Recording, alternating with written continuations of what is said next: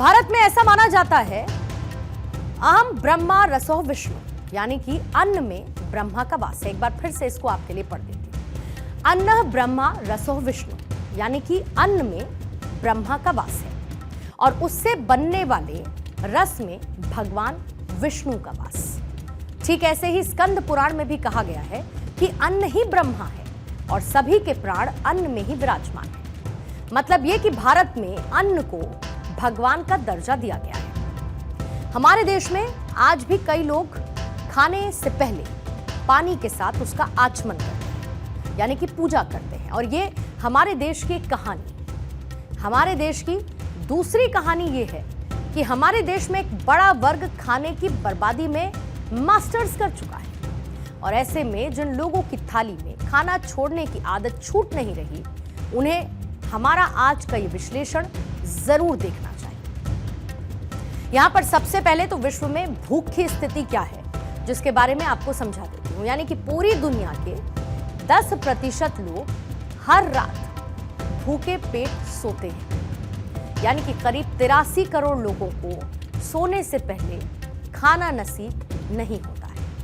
इसके बावजूद पूरी दुनिया में 250 करोड़ टन खाना हर साल बर्बाद हो जाता है और साल भर में हर व्यक्ति ऑन एन एवरेज 79 केजी का खाना बर्बाद कर देता है।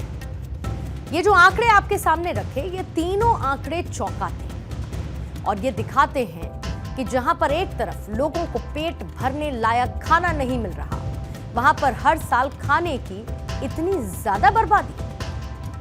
ये सारी की सारी जानकारी संयुक्त राष्ट्र की फूड वेस्ट इंडेक्स रिपोर्ट 2024 में सामने आई। इसमें 2022 के आंकड़े लिए गए, जिसमें यह बताया गया कि 2022 में दुनिया भर में साल भर में 1.05 अरब टन अनाज बर्बाद हुआ। अब इन आंकड़ों को देखने के बाद, उससे पहले कि आप ये सोचें कि भारत में शायद ऐसा नहीं होता होगा, क्योंकि भारत तो अन्न को भगवान का दर्जा देता है, तो थोड़ा सा रुक जाइए, क्योंकि हकीकत दरअसल आपकी सोच के विपरीत है। भारतीय हर साल औसतन 55 किलो खाने को बर्बाद कर देते हैं। इस हिसाब से भारतीय परिवारों में सालाना 7.81 करोड़ टन से ज्यादा अनाज बर्बाद हो जाता है। भारत के पड़ोसी मुल्कों में खाने की सबसे ज्यादा बर्बादी चीन में होती है और चीन में हर व्यक्ति साल भर में औसतन 76 किलो खाने को बर्बाद कर देता है। इस हिसाब से वहां पर साल भर में परिवारों में 10.86 करोड़ टन खाना बर्बाद हो जाता है।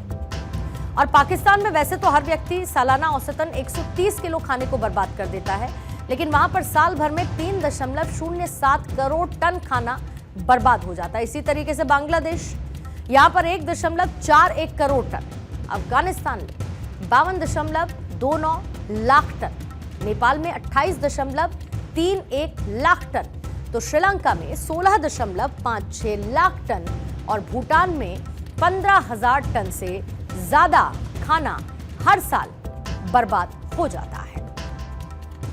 साल 2022 में 1.05 अरब टन खाना बर्बाद हुआ। यानी कि जितना खाना लोगों के लिए उपलब्ध था, उनमें से 19% बर्बाद हो गया। इस हिसाब से साल भर में $1 ट्रिलियन, यानी कि लगभग 84 लाख करोड़ रुपए का खाना बर्बाद हो गया। खाने की यह बर्बादी सबसे ज्यादा परिवारों में होती है, 63.1 करोड़ टन, यानी कि 60% खाना परिवारों में बर्बाद हुआ। 29 करोड़ टन खाना फूड सर्विस सेक्टर और 13 करोड़ टन रिटेल सेक्टर में बर्बाद हुआ है। सबसे ज्यादा खाने की बर्बादी परिवारों में देखी गई है। पूरी दुनिया में हर एक व्यक्ति ने एक साल में औसतन 79 केजी खाने को बर्बाद कर दिया है और अमीर देशों के मुकाबले गरीब देशों में महज 7 किलो खाने की बर्बादी कम हुई है। खाने की बर्बादी का असर क्लाइमेट पर भी होता है और इसकी वजह से ग्रीन हाउस गैसेस का उत्सर्जन 8 से 10% तक बढ़ जाता है। जिन देशों की जलवायु गर्म है, वहां पर खाने की बर्बादी ठंडे देशों की तुलना में कहीं ज्यादा होती है।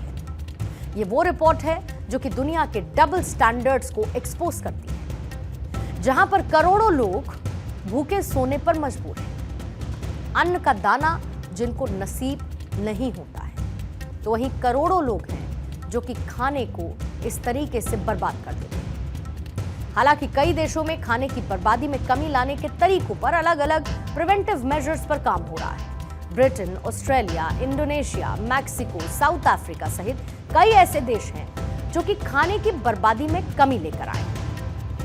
साल 2007 के बाद से जापान में खाने की बर्बादी में 1/3 की कमी आई है, जबकि ब्रिटेन में 18% तक कमी आ चुकी है।